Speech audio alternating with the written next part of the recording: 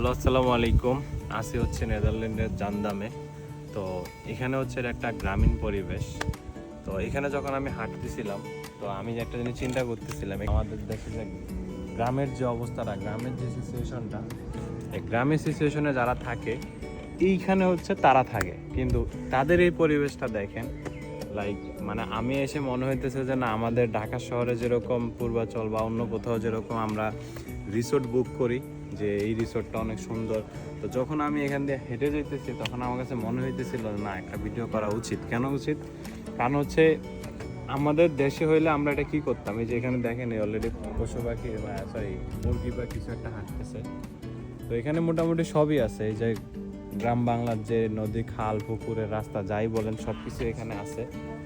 তো যখন হচ্ছে আমি এখান দিয়ে যাচ্ছি তখন আমার কাছে মনে হলো আমাদের দেশে হইলে এই রিসোর্টের পিছনে অ্যাটলিস্ট এন্ট্রি ফি হইলেও 2-3 হাজার টাকা লাগতো মিনিমাম। কিন্তু আসলে এখানে এটা হচ্ছে গ্রাম, আসলে এটা হচ্ছে গ্রাম।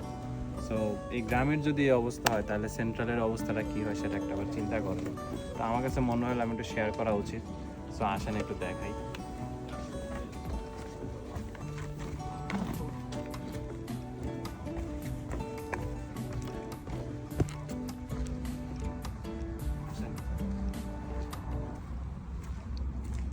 কিন্তু কোনো পার্ক বা কিছু ভাবার কিছু নাই। এটা হচ্ছে এখানে যারা লোকাল থাকে, এই যে মূর্তি, অন্তত এই অ্যান্টিক পিসগুলোর দামও তো বাংলাদেশে হাজার, অ্যাটলিস্ট লাখের কাছাকাছি দাম হয়। তো এই যে এটা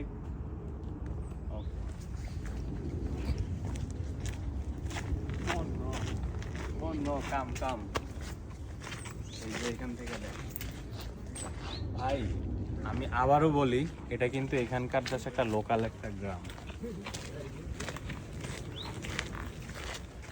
তো